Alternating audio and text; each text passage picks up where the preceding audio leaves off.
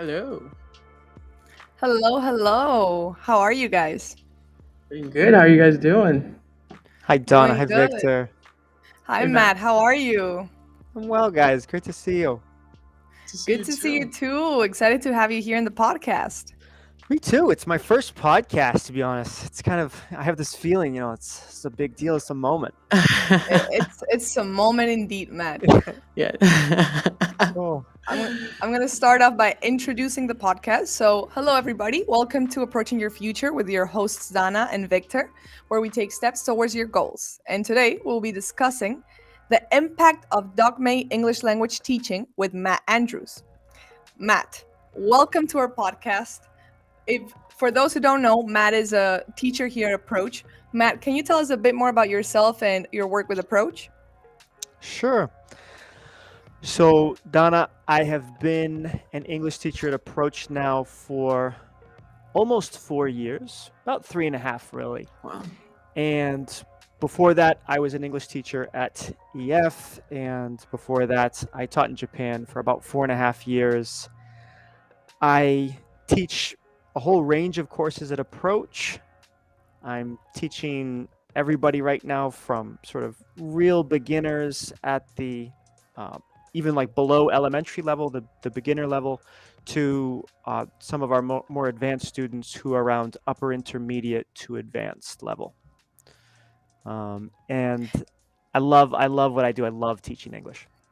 We Nice. can tell. I hope you know that we can definitely tell Yeah. that you love what you do, and it's super inspiring to us to see that. And I did want to ask, like, is the switch from teaching lower level English to higher level English, I apologize, very difficult for a teacher? Like, is it something that happens within a day, and then you're like trying to comprehend how people will see what you say?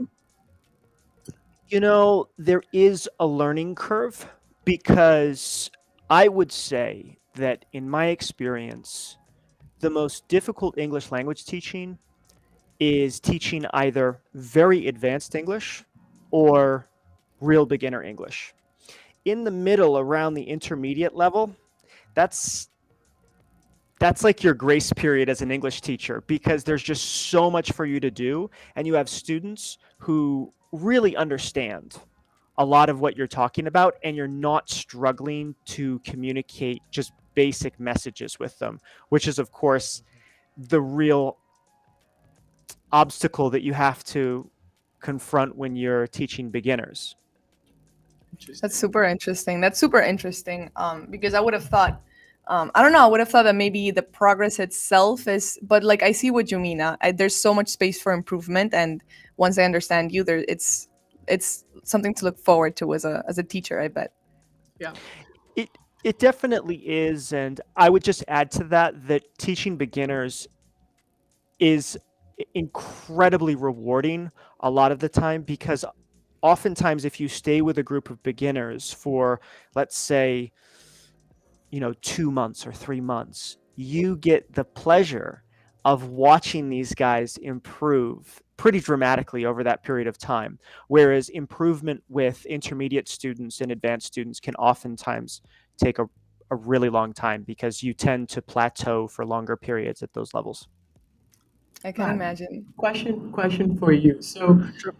you were mentioning how like beginner students, you kind of like can notice the changes and how much they learn more dramatically, which is super interesting. But what for you? What differentiates a beginner, an intermediate, and an advanced student, for example? I would say that if we go sort of purely by the CEFRs, that's a common European framework of Mm-hmm. reference. If we go by their sort of staple levels, that you've got A1 students, Mm-hmm. also known as beginners, and these are people who struggle with the most basic conversation. The Mm-hmm. hi, how are you? How are you doing? What are you doing today? They will have problems with the most basic kinds of communication. Once they move up to an elementary level, they will have probably a number of fixed phrases in their minds and sort of these pre-made utterances that they're Mhm. able to, understand and sort of communicate themselves. And so that when you have students at an elementary level, they're they've got a lot of these super basic conversations down, and now they're moving into sort of learning how to negotiate day-to-day communication, very common Mhm. day-to-day communication, like shopping for things at the grocery store and talking to somebody about their plans. Once you move on to the next level, so that would be A2. So you go Mhm. A1 beginner, Mhm. A2 elementary, then you go to B1, and that's sort of pre-intermediate, intermediate. And Mhm. intermediate is where you first start to really, I think, come into your own as a speaker of that language, because you you start to really communicate some of your opinions in a little bit more Mhm. depth. Mhm.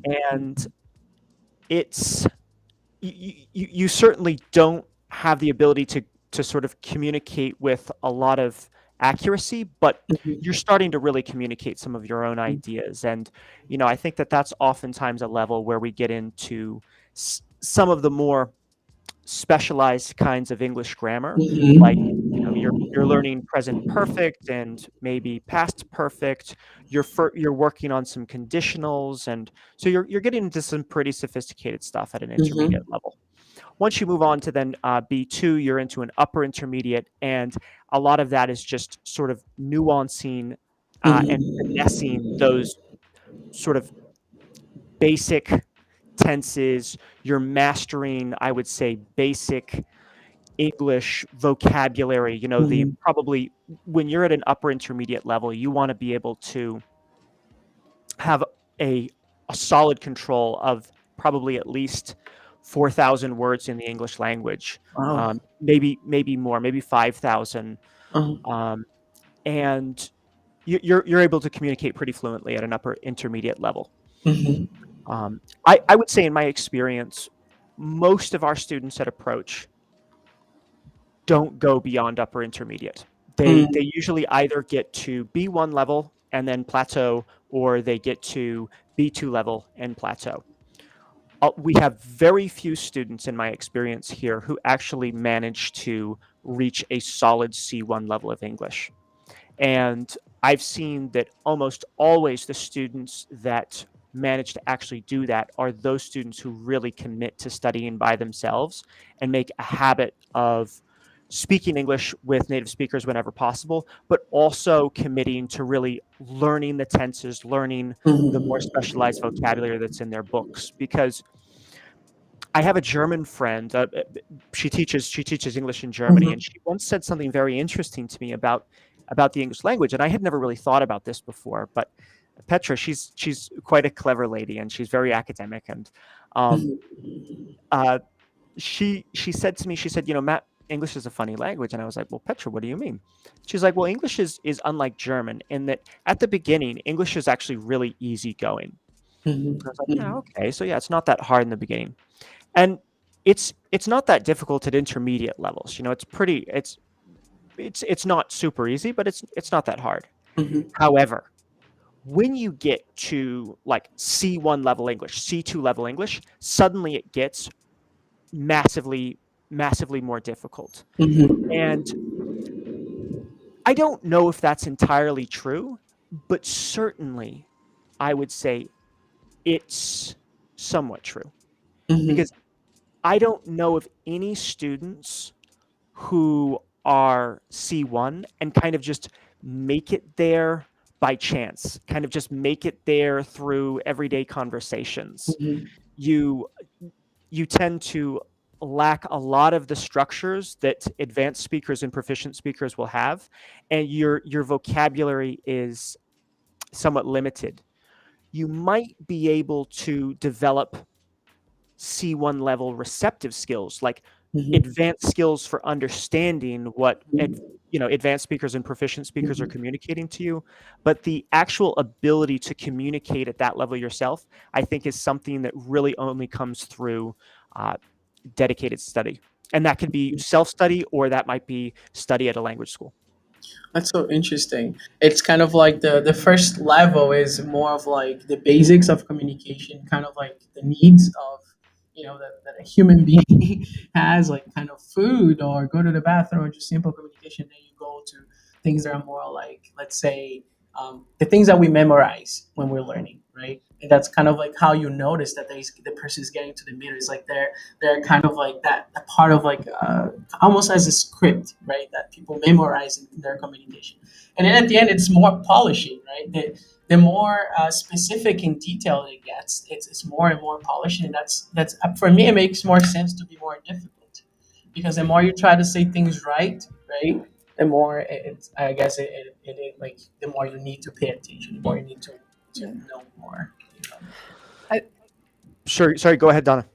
I was just gonna say that I agree. I think it's very interesting. From what I understand from what you're saying, is like that the higher level has to do with understanding syntax or understanding Mm-hmm. the way you structure sentences. And Mm-hmm. um, I think because it makes me think, for example, in my case, like the only reason why I've been able to improve English is because I've been in American schools all my life, Mm-hmm. right? Mhm. So I being around that language and having teachers that were always American, kind of like was my only way, because when I came in to learn English in fifth grade, that's when I came in, and I came in into ESL. That was actually there was a course of ESL in my school, and once you left the course you would go into the native English speaking, and this was all measured, Matt, with the levels of the books. Do you know what I'm talking about? Like the letters of the books. The books would have like letters, and it would tell you the level that you are depending on the book. Like this book could be a level G or level, I forget the name. It was like level C or level anyways. It was interesting to hear this, because I wonder if I ever made that jump, or if there's something that we can be doing constantly to make sure that we are improving our English, because I think it's something that, as international students like Victor and I, it's something that Mm-hmm. we can lose easily if we don't practice it. Yeah. But it's not just about practicing. It's about reading or diving yourself into Mm-hmm. genuinely something that provides you that higher level of English if you Yeah. want to improve it in that sense. What do you Yeah. think? Yeah, Donna. Well, I would say number one that first of all, you've definitely reached that advanced proficient level. You I need not appreciate that. need not worry about your level of English. And Victor, you either you both of you guys have nothing to worry about. That's awesome. Um, I would say that it kind of depends on your age. And the Mm-hmm. reason why I say that is because I think the younger that people are, the sort of the more ability, the more natural ability they have to just learn the language through exposure to it. Mm-hmm. Whereas the older you get, I think the more you have to really focus and practice. You've got to study intentionally and, of course, practice in real life situations in order Mm-hmm. to really develop the ability to use the language. Because there's a great difference between knowing about a tense or knowing about a word or knowing what a word means and actually being able to use that tense or use Mm-hmm. that word. And so, and I would say that almost all of us at the end of the day, we we really want to be able to be doers, not just people that know how to do the grammar exercise. We really want to be able to to use the language. Yeah. And so that, I think, for adults is going to require intentional study, intentional practice, but then, of course, real life communicative situations where suddenly the opportunity arises for you to use that language. Mm-hmm. And you have that moment where you're like, I'm using it. I'm using this word, and maybe it seemed like you were never going to use it, but it's very exciting because I would say that, and I'll be interested to hear your experiences because clearly both of you guys you're both advanced speakers of a language that's not your mother tongue. Mhm. For me, uh, as a language learner, I'm a language learner of Portuguese. Mhm. It's a language learning is a very transformative experience from the perspective of your identity, because if you are sort of constrained in your ability to communicate, you're not really able to communicate who you are. Yeah. You're limited to sort of this shell of your language Yeah. that's a barrier between you and that other person that you're trying to communicate with. Yeah. And so I think really when language learning is at its best and when language teaching is at its best, it's effectively enabling students to progress or break through that barrier more and more to the point where they're actually able to um, express their ideas in the way that they want to. Yeah. Yeah. No, I see completely what you mean. I think that like from my experience, the only times where I felt um I think like the only times where I felt like that because I didn't grow up speaking English, or because English is not my first language.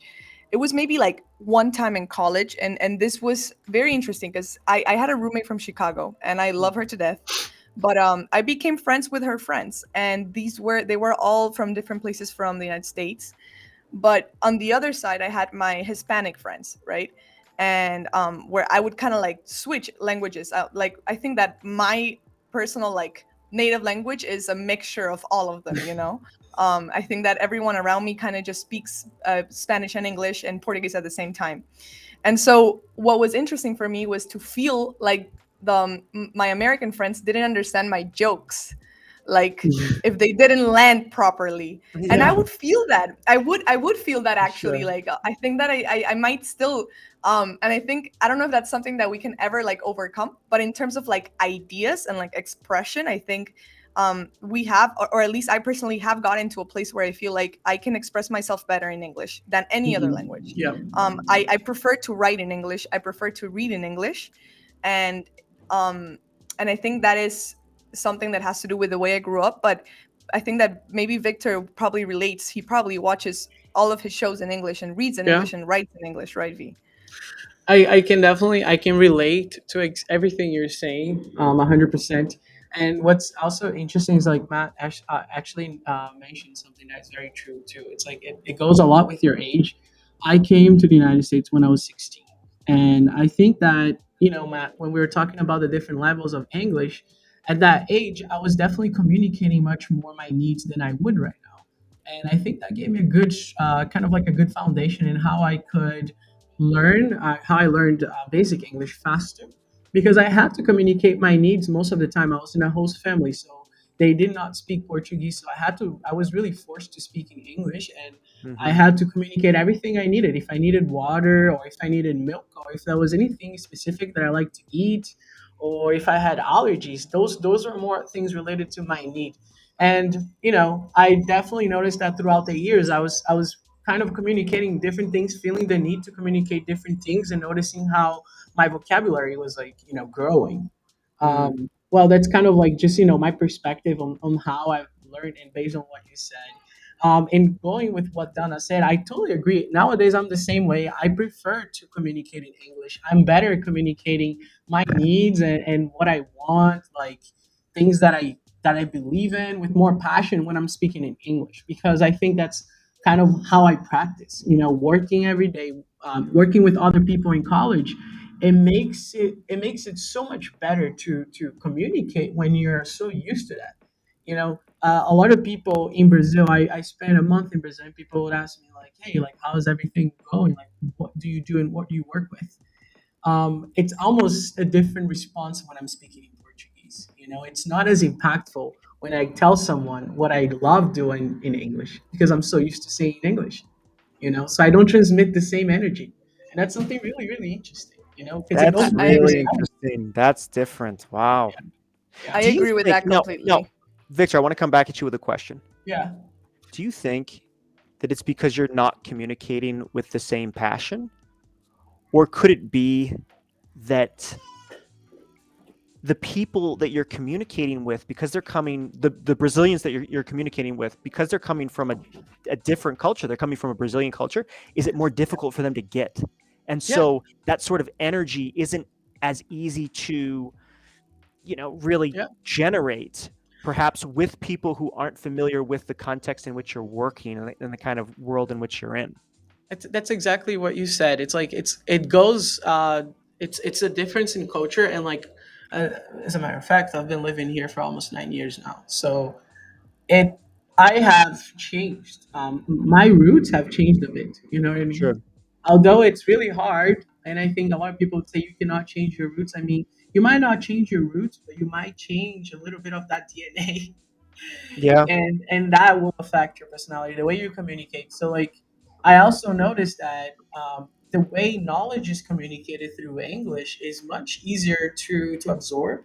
You know, and here is just a theory, but also I know that Brazil is in a different level in terms of education. Like my education was here in the United States, you know, and of Hmm. course you find people with the same or more, but I do find it harder to rest, like to have a meaningful conversation with someone in Brazil when they're not in the same how do you say, on the same page in terms of what I know, what I like to talk about, Sure. which also goes here, like, you know, speaking in English with people, like we kind of have the same values when we're speaking English because we're kind of talking the same culture, you know. So Hmm. Yeah. it's very different. It's very different when you go back to your home country after so long and you forget words and you forget how to express certain things, and your whole Yeah. communication changes and people are like, hey, are you from here? Like, I can definitely tell that two things about you. You're definitely living somewhere that doesn't have a lot of sun. You're Yeah. not getting enough sunlight for sure. But second, you're definitely not from this city. You know, I like that, but it's interesting. You Yeah. I agree. No, I have a, and I have a similar experience, Matt. Um, I think that, and this is probably my own, like cognitive schema of like what I think English is and Computer science. knowing English. No, but like my perception of how it fits in society is Uh that huh. English is an elevated language. I think that the way in which we explain things in English elevates the thing Yeah. that we're doing by Yeah. itself, It you does. know? And for example, like the first thing that came to mind is I was actually with Victor trying to help one of my uncles with their marketing agency in Chile, and I try to explain the concepts in Spanish, and I couldn't. Like I genuinely I had to create a document in which I explained the concepts in English because I felt like there literally was no way of explaining them in Spanish. Like there's no translation for the marketing Mhm. terms that I want to use in Spanish. And I Yeah. don't Hmm. know if it has to do, as Victor said, with education and I'm sure that there is a different term, but I think that, for example, marketing in America is different than Yeah. marketing in Latin America. It Yeah. has different concepts to it, you know? Yeah. Yeah. That's so tell me, when you pitched it to your uncle in English, was he able to understand it?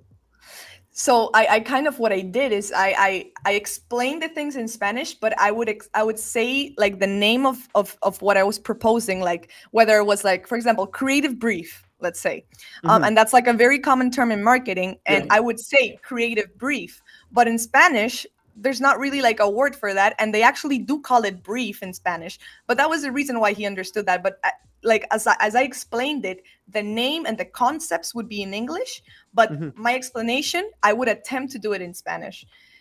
And I don't know if the idea came through as well as it would have in English. Like I don't know if the feeling and the passion that we have for marketing or that we have for our ideas come through in Spanish when I'm trying to like translate my knowledge, you know? Yeah. It's Mm. interesting. Yeah. Yeah. It's very interesting, actually. It It's is. yeah. And And but to the sorry, no, no, V. just to add to what you said, you know, and it's interesting that we're talking about it. Like Don and I were both graduated in communication, Hmm. and you know, the fact that we're talking about English, which is like our main form of communication at the moment, although we have other languages, is interesting because you start noticing how important it is. And then of course that we're talking specifically on how people communicate differently in their home countries, and when they come here they have to relearn a lot of things. um, but when we're just thinking about communication on its own, we notice that that's the only way how people can work together and many other things. That, of course, the importance of communication on its own is kind of like, I don't know. It's like I think the more I reflect on it, the more I reflect on how much I'm learning English, the more I see how important communicating properly is for me, not just as someone who graduated, but as someone who wants to, build meaningful relationships, or someone who wants to really connect more with people and work with different people. I feel like the more I am in this environment where I see people learning how to communicate, I value more the clear communication, you know? And that's just a kind of like a side note, because I feel like we always get deep into things. And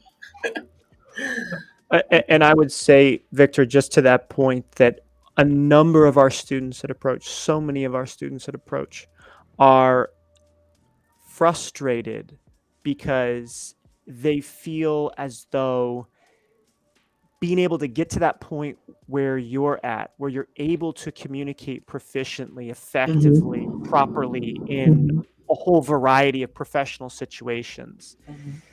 they I know from just having had a number of conversations with students that this is something ubiquitous at approach. Yeah. It's Mhm. something that's, extremely common, Yeah. and I think it's something that, given the world we live in today, especially if you want to make your career in the United States, Mhm. you probably need to be at least a solid upper intermediate level speaker of English. Yeah. And Yeah. if you're going to do anything at like a managerial or executive level, like no question, you're going to have advanced or proficient English. Very Right. true. Yeah. But Very Matt, interesting. one thing too that like you're very one of the things that I've always known is that you're a very fun teacher. You're really good at teaching because you're very passionate, and I'm pretty sure that you also have like very different ways to make people understand and like be just as passionate, right? And we were talking about the ways in which people learn English nowadays, and I know that there's different how do I say different strategies to teach students, right? Sure. Yeah. Well, Is a And number. there? There are a number.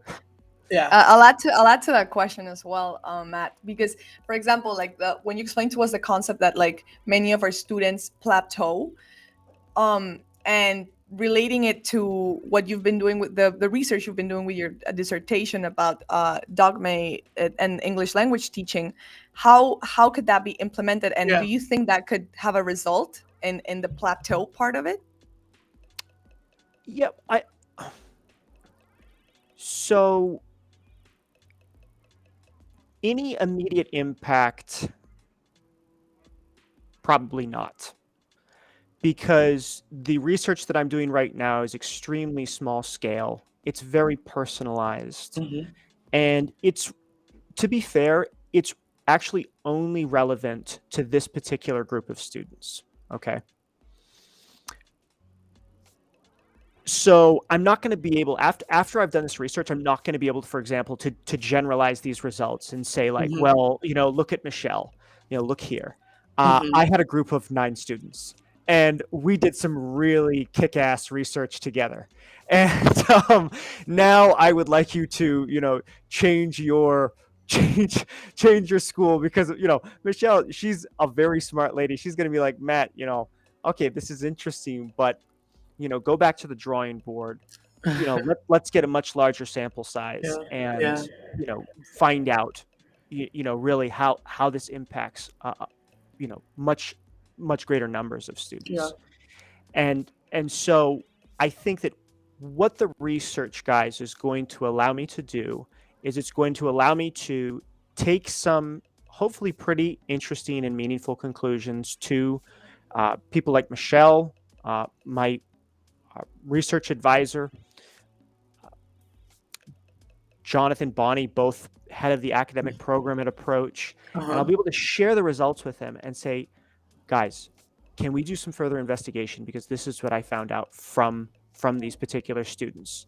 And my particular hunch at the moment is that a lot of what we're going through and that what we're discovering is likely to be generalizable to Mhm.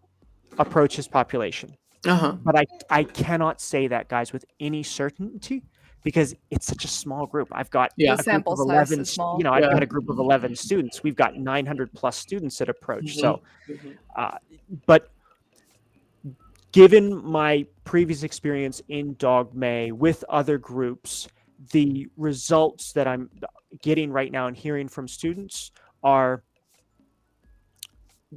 they're very similar.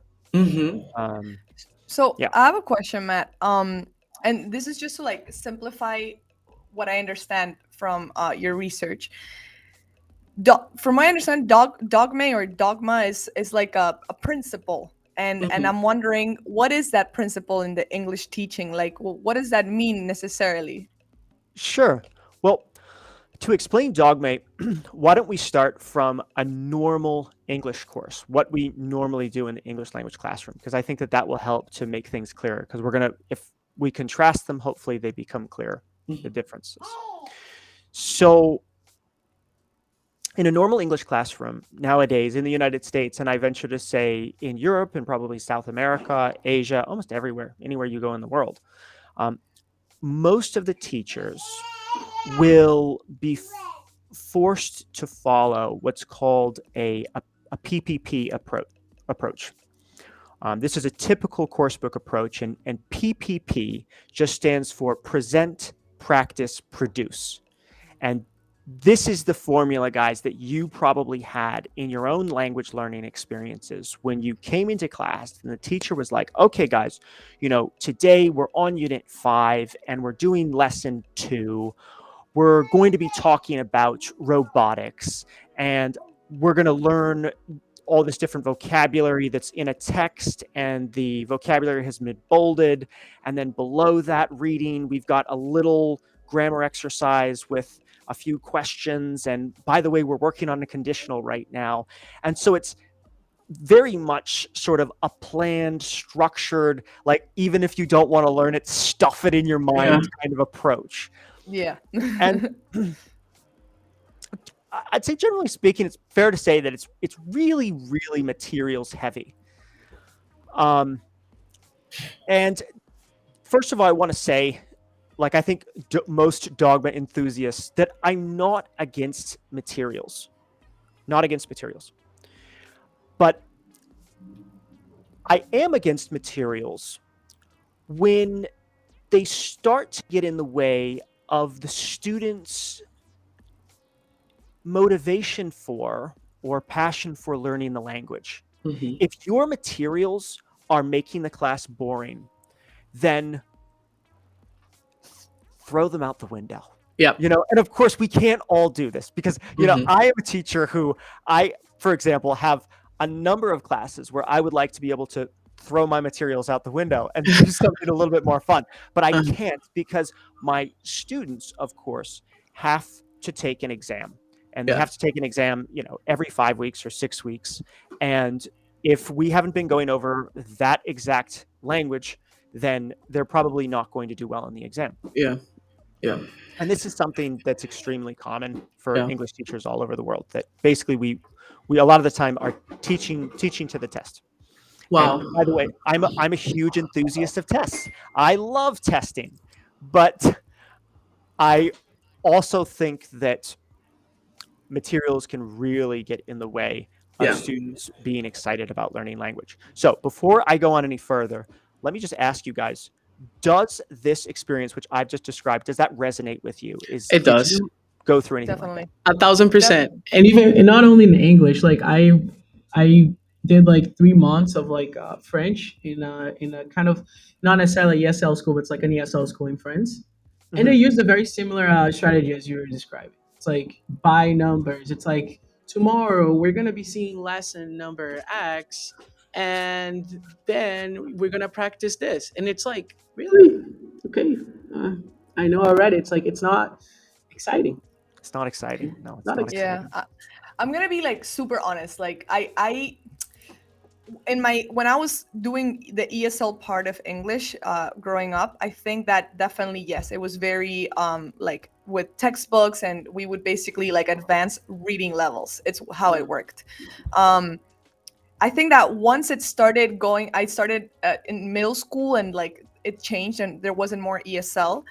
Um, the I think like the part where learning English became fun for me, and this is like always in my mind. It's when we were in seventh grade and they decided that the way that we were gonna, what we would do in the English class would be we were gonna read the Hunger Games trilogy and then analyze the movies, and Wow. that was my favorite thing.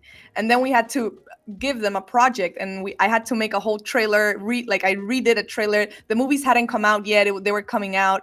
Yeah. And same thing in sixth grade, we did The Outsiders, for example. And Stay Gold, Pony Boy. What's that? That is The Outsiders. That is The Outsiders, if I'm not mistaken. But so like that's like my favorite memories of learning English, and those are my only memories of learning English, Mhm. if I'm honest. So it's very interesting, you know. Yeah. Um, No. I it's it's great to hear this, Donna, because this it it reminds me of something that I once said by a great English teacher slash author whose name is Penny and she wrote this classic book called Discussions That Work. And in Discussions That Work, at one point she says something like, "Topic doesn't matter." And what she means by that is that it really doesn't matter what you talk about in the class. Just Yeah. whatever gets students talking. If it's Hunger Games, let's talk about the Hunger Games. Yeah. If it's Outsiders, let's talk about the Outsiders. I would say the this is the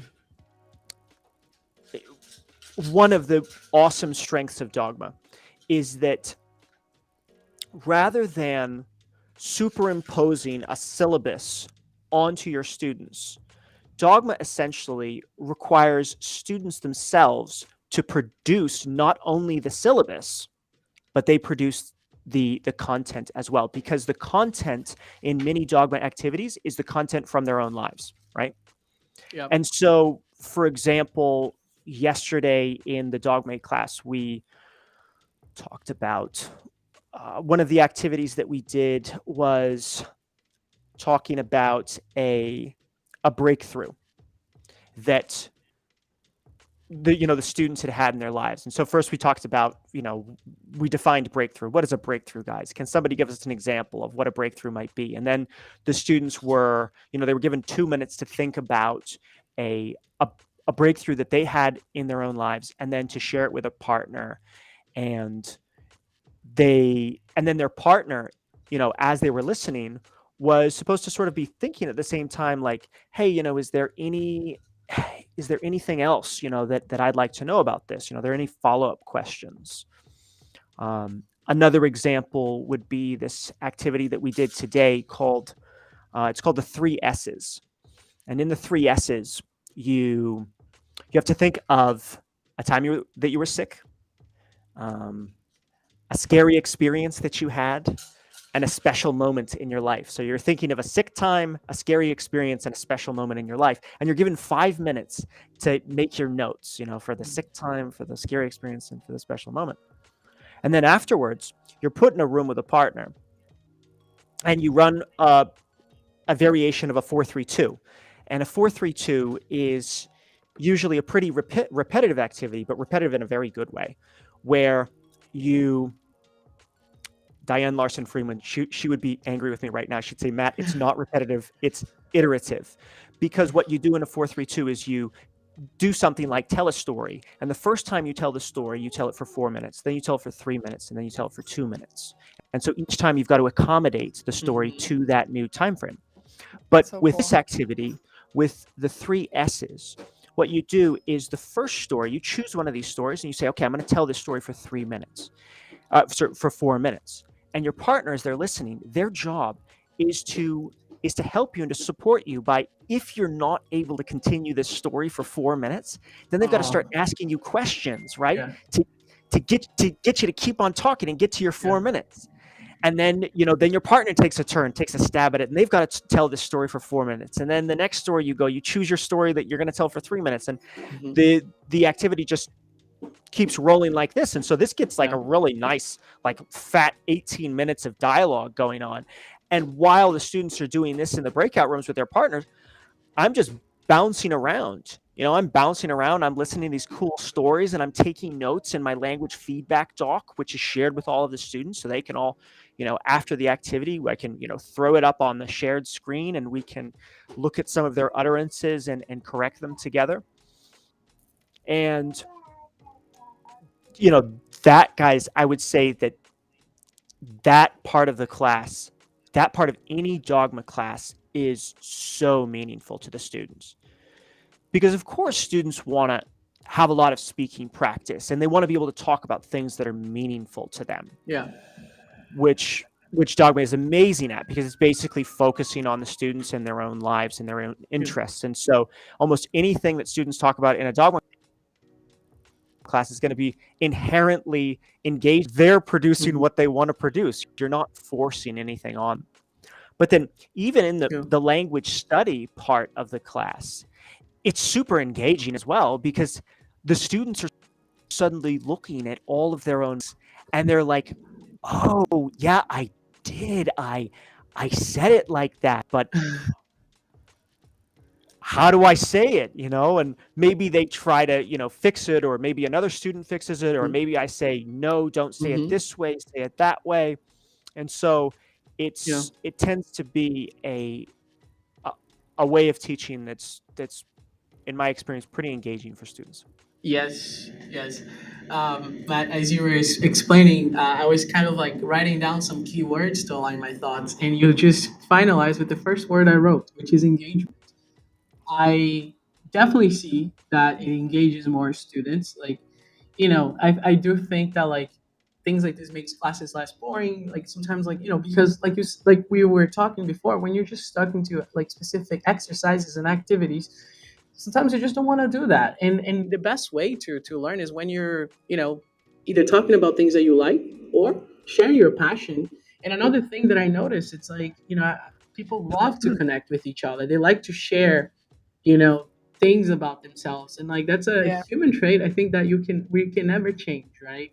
So long story That's short, super cool. it's kind of almost like your brain hacking without them noticing, to teach them the best ways to actually learn a language. Yeah. And if they don't use their self-awareness, they'll never notice that that's more effective than just showing up to class and doing those same things.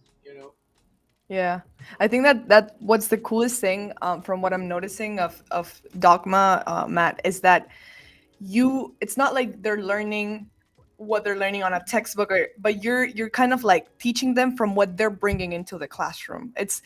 Which is what I find so cool, because it's like it's not like it's coming from a textbook that says that we're gonna learn 2 4 or whatever, like articles or whatever it is. They're having a conversation and you're listening to them, and then you're bringing them something for them to learn based on the conversation that they brought to the classroom and the language that they had. So Yeah. I have never seen that before. Like, I think that's super cool. It Yeah. kind of mind blown here. I really do love that. That's super Yeah. cool, man. But Um, I do wonder though. The one thing that like pops up in my mind is, does this method of teaching interfere with tracking progress, or like is there a way in which KPI. they can like be like, how do you, for example, measure students, or have like a syllabus, or like key Yeah. points they need to hit in order to pass to a different level, Yeah. if you were to do all the classes with this methodology, for example? Sure. Yeah. So right now, Donna, you yourself, you've just uh, produced pretty much the classical argument against dogma, Oh, which I'm sorry. is that no, that's it's great, it's appropriate, because this has been a major criticism of dogma, I would say, for the last 20 years at least. Dogma is relatively new. Um, I will. Dogma is a relatively new approach to English language teaching. It really, I think, was first conceived around the year 2000. Basically, ever since then, it's been heavily criticized by a number a number of teachers within the industry, a number of academics within the industry for not being structured enough, that there's Mhm. no way that you're actually able to uh, come up with clear course objectives sort of at the beginning and then able to say at the end, well, did we achieve our objectives? Mhm. Um, and this, I think, is